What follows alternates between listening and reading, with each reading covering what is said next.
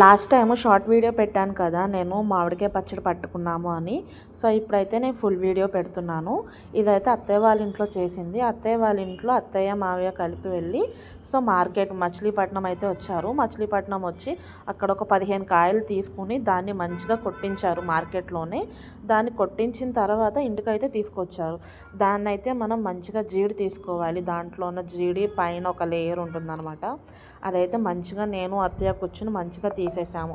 అది తీసేసి ఒక అరగంట సేపు అయితే మంచిగా దాన్ని ఫ్యాన్ కింద ఆరబెట్టిన తర్వాత పచ్చడి పడ్డానికి అయితే తెలిసిన ఆంటీ వాళ్ళ ఇంటికి అయితే వెళ్ళాము. ఆంటీ అయితే ఫస్ట్ అయితే ఒక పెద్ద బాండీలో అయితే పెద్ద గిన్నెలో అయితే ఆయిల్ పోసుకొని దాంట్లో పసుపు వేసుకున్నారు. తర్వాత ఈ ముక్కలన్నీ కూడా దాంట్లో కలిపేశారు. దాంట్లో మెల్లమెల్లగా వేసుకొని ప్రతి ముక్కకి కూడా ఆయిల్ పట్టేలాగా చూసుకున్నారు. ఎందుకంటే ప్రతి ముక్కకి ఆయిల్ పట్టాలి అంటే ప్రతి ముక్కకి ఆయిల్ పట్టడం వల్ల ముక్క అనేది గట్టి పడుతుంది అనమాట, మెత్తగా అవ్వదు పచ్చడి పట్టినప్పుడు. సో అందుకనే ప్రతి ముక్కకి ఆయిల్ పట్టేలా 1కి 10 సార్లు మంచిగా ప్రతి ముక్కకి పట్టేలా తను కలుపుతూ ఉన్నారు. సో నేను అత్తయ్య అయితే ప్రతిదీ చూస్తున్నాను. నేనైతే ప్రతిదీ అడిగాను కూడా, ఎందుకు ఇట్లా వేస్తున్నారు, ఎంత వేయాలి, క్వాంటిటీ ఎంత వేయాలి, 15 కాయలు కదా అని అడిగితే తను నాకు ప్రతిదీ చెప్పారు. సో అది మొత్తం ముక్కలకు ఆయిల్ మొత్తం పట్టిన తర్వాత మనకి సరిపడనంత సాల్ట్ కానీ ఉప్పు కానీ, ఉప్పు అయితే మనం మిక్సీ చేసుకుని వేసుకోవాలి. సాల్ట్ అయితే డైరెక్ట్గా ఎంత కావాలి అనేది అయితే చూసుకుని వేసుకోవాలి. అలాగే సాల్ట్ వేసిన తర్వాత కూడా మళ్ళీ 10 సార్లు కలుపుకోవాలి. ఎందుకంటే అన్నీ మనకి పట్టేలా చూసుకోవాలి. దాని తర్వాత మెంతిపొడి వేశారు. మెంతిపొడి కూడా మంచిగా ప్రతి ముక్కకి పట్టేలా చూసుకోవాలి. దాని తర్వాత ఆవాలు పిండి ఉంటుంది కదా, ఆవాలు మెంతులు డ్రై రోస్ట్ చేసి ఇంట్లో అయినా చేసుకోవచ్చు, లేదంటే బయట నుంచి అయినా తెచ్చుకోవచ్చు. సో అత్తయ్య గారు అయితే బయట నుంచి తెప్పించారు. సో వెంటనే ఆవపిండి మెంతిపిండి కూడా మంచిగా వేసేసి ముక్కలకి మంచిగా పట్టించారు. మీరు కూడా చూడండి ఎట్లా కలుపుతున్నారో. ముక్క కదపకుండా ముక్క చేత్తో పట్టుకోకుండా కలుపుతున్నారు. ఎందుకంటే ముక్క చేత్తో కలపాలి అంటే లేడీస్కి కొంచెం స్టామినా తక్కువ ఉంటుంది కాబట్టి ఈ టైంలో. సో అందుకనే ఆ ఆంటీ గారు ఇట్లా గరిటతో కలుపుతున్నారు. ఎందుకంటే మళ్ళీ కారం ఉంటుంది కదా, చేతికి అండితే చాలా అంటే చాలా మంట ఉంటుంది.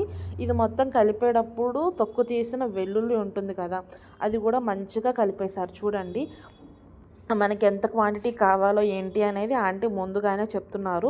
సో అంత క్వాంటిటీలో వెల్లుల్లి కలిపేసిన తర్వాత ఇదైతే గుంటూరు కారం అనమాట, పచ్చికారము. పచ్చికారం అంటే పచ్చళ్ళలోకి వాడతారు కదా, అదైతే మనం మంచిగా తెచ్చుకుని ఆంటీకి ఇచ్చాము. తనైతే మంచిగా కారం కూడా వేసి కలుపుతున్నారు ఎంత కావాలి ఏంటి అని.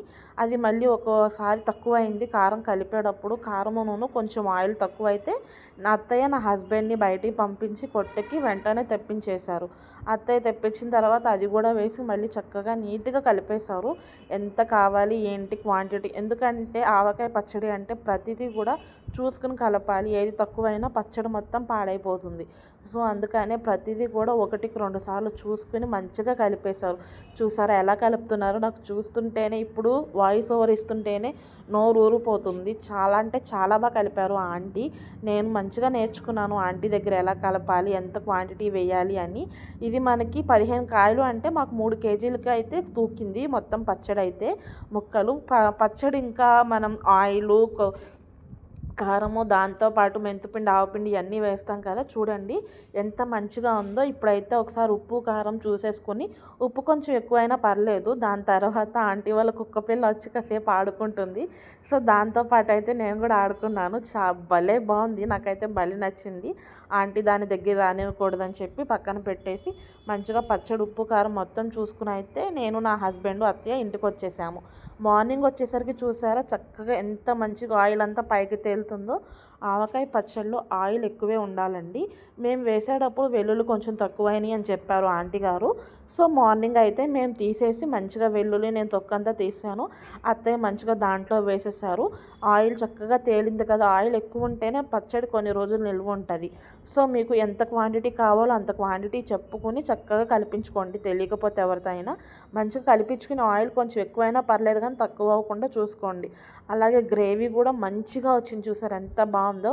నేనైతే చక్కగా నేనే కలుపుతున్నాను. ఆంటీ నేనే కలుపుతాను అని చెప్పి అత్తయ్యతో చెప్పి నేనే చక్కగా కలిపాను. అత్తయ్యతో చెప్పి ముచ్చట్లో పెట్టుకుంటూ నేను చక్కగా కలిపిన తర్వాత ఎంత అంటే ఎంత బాగుందంటే అంత బాగుంది. కాకపోతే స్టామినా మంచిగా ఉండాలి.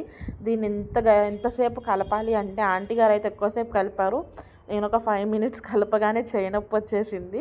మా అత్తయ్యతో చెప్తున్నా, నా వల్ల అవ్వట్లేదమ్మా, నాకు చెయ్యి నొప్పి వస్తుంది అని. బట్ తప్పదు, మన ఫ్యూచర్లో మనం పెట్టుకోవాలి అంటే నేర్చుకోవాలి. కాబట్టి నేనైతే ప్రతిదీ నేర్చుకుంటున్నాను పెళ్ళైన తర్వాత. నా హస్బెండ్కి అయితే పచ్చడి చాలా అంటే చాలా బాగా నచ్చింది. నాకు కూడా అంతే. పచ్చడి, నాకు కర్రీ ఉన్నా లేకపోయినా పచ్చడి ఉంటే 24/7 బతికేస్తాను, అంత ఇష్టం పచ్చళ్ళు.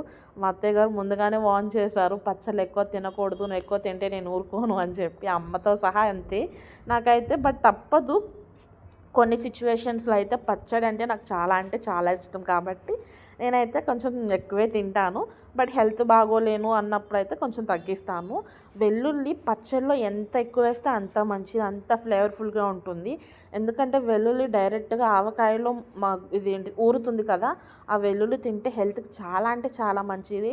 డైరెక్ట్గా కూడా వెల్లుల్లి తినొచ్చు. మీలో ఎవరికైనా ఆ ఇంట్రెస్ట్ ఉంటే చక్కగా తినండి, డైజెషన్ ప్రాబ్లం ఉండదు, ఏముండదు. మా ఇంటి పచ్చడి ఎలా ఉంది అనేది నా కమెంట్ సెక్షన్లో చెప్పండి.